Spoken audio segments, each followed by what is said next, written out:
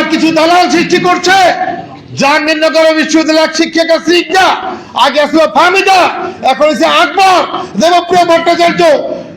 এই কুসন্তানগুলা আমাদের পিছনে লাগাইতেছে সরকার। এই কুসন্তানগুলো আমাদের পিছনে লাগাইতেছে সরকার। এক সিলিন্ডার বেতনে কত টাকা যায়, যাতে আমার একজন 20 গ্রেডের কর্মচারী ফ্যামিলি চলে যায় তার টাকায়। এই সিলিন্ডার এসে বলতেছে আমার পে স্কেল লাগবে না। জাহাঙ্গীরনগর বিশ্ববিদ্যালয় সম্বন্ধে আমরা জানি, ওখানে শিক্ষকরা কে কি করে, আমাদের শিক্ষকরা কে কি করে, এগুলো আমরা সব জানি। একদম স্পষ্ট বলে দেব কত টাকা অবৈধভাবে আর্নিং করেন, কোন বিশ্ববিদ্যালয়ে কনসালটেন্সি করেন, কোন ফার্মে কনসালটেন্সি করেন, কোথায় পার্ট টাইম ক্লাস নেন। এই সমস্ত দালাল ফালালের কথা সরকার আমলে নিবেন না। যদি সরকার আমলে নেন আপনাদের পরিণতি ভালো হবে না, পরিণতি কোনোভাবেই ভালো হবে না, 100% শিওর কোনো ভালো হবে না। এখন আমি বলতে চাচ্ছি আগামী কর্মসূচির ব্যাপারে আমি আর কিছু মতামত আছে। আমি চাই যে আমি যে মতামতটা দিব, যদি সকলের কাছে আমার মতামত সম্পূর্ণ গ্রহণ করবেন, যদি আংশিক গ্রহণ করবেন, যদি মোটেও গ্রহণ করবেন না, আমার কথাটা সেখানে।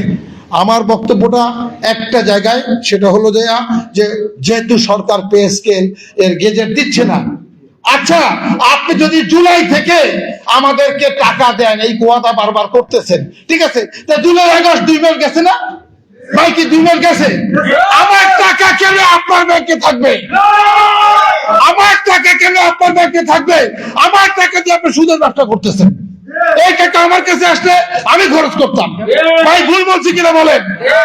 যদি একটা কর্মচারীর গড়ে 10,000 টাকা বেতন বাড়তো, 18 লক্ষ কর্মচারী আপনার 180 কোটি টাকা বেতন বাড়তো মাসে, সেই টাকা আপনি কেন রাখতেছেন?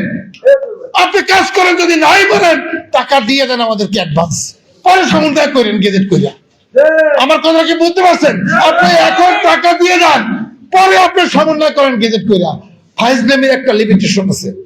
কাজেই নেতৃবৃন্দকে আমি বলবো এই সমস্ত ওনাদের টাল বাহানা প্রশাসনে না করে 1 অক্টোবর 31 তারিখ পর্যন্ত, যেহেতু আমাদের নেতৃবৃন্দ অনেকেই বলছে যে আমরা আরো 1 সপ্তাহ 10 দিন ওনাদেরকে সময় দিতে চাই।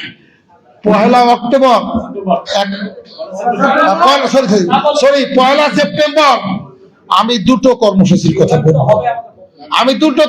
কথা বলবো। এক, আমরা স্ব প্রতিষ্ঠানে প্রথম দিন প্রতীকী মানববন্ধন করতে পারি। আমার প্রতিষ্ঠানে যদি কোনো কর্মচারী না আসে, কোনো কর্মকর্তা না আসে, আমি একা মানববন্ধন করবো, কিন্তু করতে হবে।